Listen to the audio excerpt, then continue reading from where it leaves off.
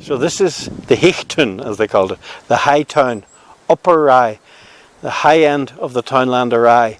And this site gave Rye its name, because this is where there was an early Christian, or more properly, Iron Age fort, a home for those early people, circular enclosure. That's what Rath means. The wood itself is forth or fort, and the field behind it is the castle.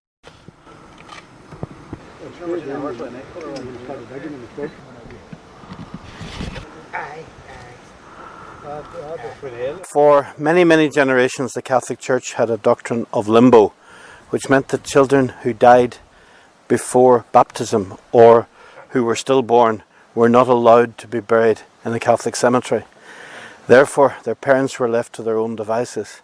They had a very ancient practice of using old sites, and often raths or old churches or castle sites, and they interred their children there after sunset and before sunrise.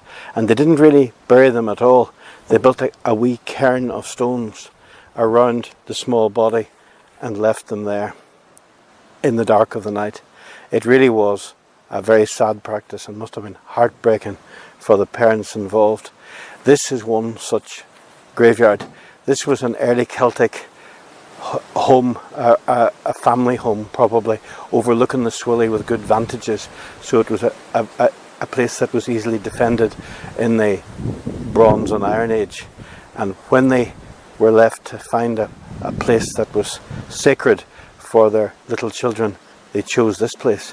Probably for a couple of 100 years, many, many, many countless children were interred here with no religious ceremony and no monument. And we felt that some commemoration should be made for them, that some way we would honour their memory. They are nameless, but they're not forgotten.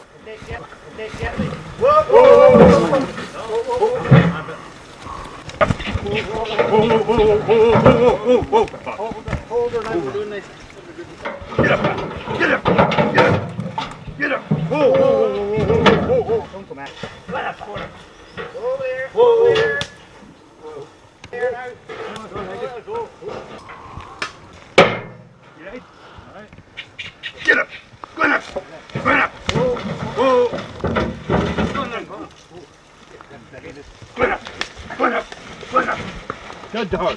You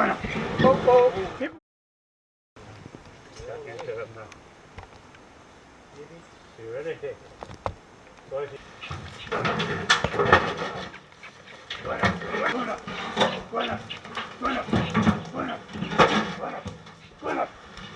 So this is the site that gave the townland of Rye its name.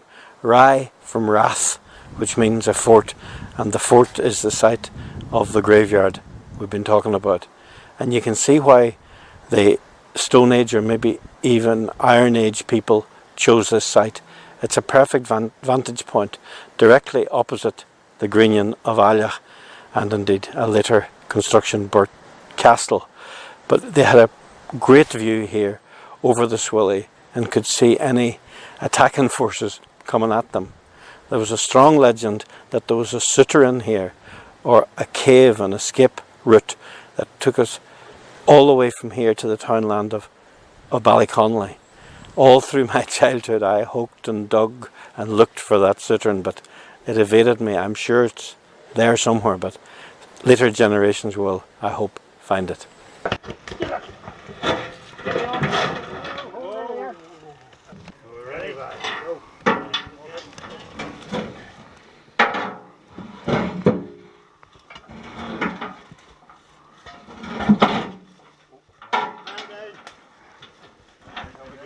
On it, John. Just a pillar. Just a pillar.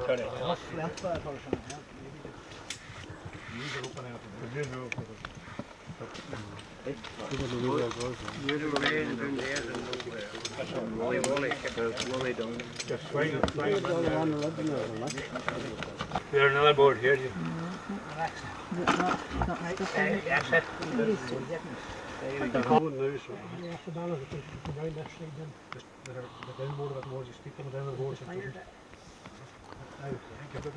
You all right? Is yours under pressure? Just one ahead with the board's down, the board's down. Don't be afraid of the board down. Somebody's got a lot of weight here. The board will get trapped. No, you're alright, don't worry about the board getting trapped. We're all okay. Just don't get the fingers caught, alright? Everything's under control. Right? It's alright. That's it. Okay, go. Success! Done it. You've done it. Gently. You have. Steady, so it doesn't fall down again.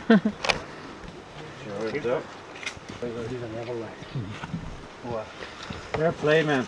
Well done, yes, right. That's brilliant.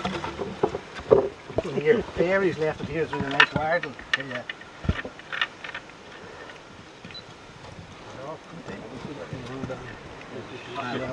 We have the. I would change to this one.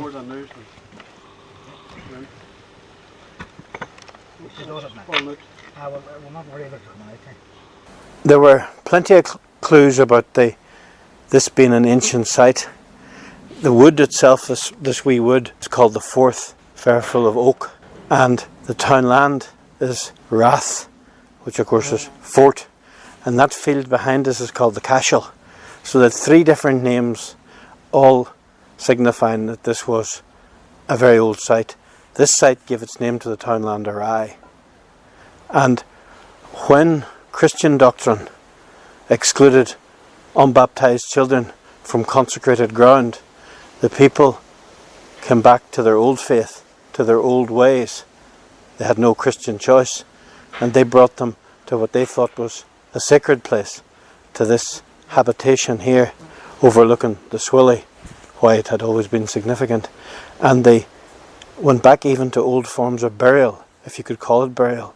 They laid the wee body on the ground and they built a cairn of stones around it after sunset, before sunrise. And the idea was that the body would go back to the elements, go back to the air that it had come from. And they were left here in this old and significant place for the people. But it was a sad and cruel doctrine, in my opinion. When I was young myself, living in the house next door, I always poked around and looked for this place because I thought there was something magical about it. In fact, I still do. But I happened on that stone that's still standing here. It was lying face down, a very old Celtic cross, a cross within a circle. It might even have been one of a series of crosses. And some father had obviously brought that quietly and put it beside the grave of his little child. And then when we resurrected it and put it up, we used the same cross for the new monument that is here to mark the memory of those unnamed but not forgotten children.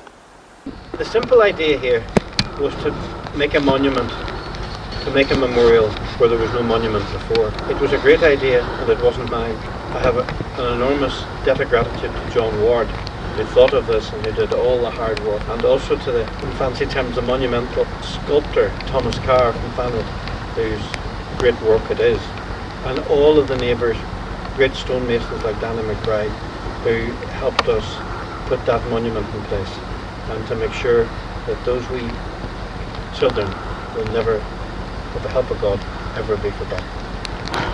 We spent ages trying to work out how we could get a stone that might have been half a ton weight up through that rough wood without destroying things with big machines. And eventually my wife Patricia thought of the idea of using a horse, and who else, who better than A.K. McGinley, who's a horseman all his life. So A.K. and his Bob gave us the horsepower. The old ways are the best, and thanks to that and all the neighbours who helped, the big heavy stone was put into place in memory of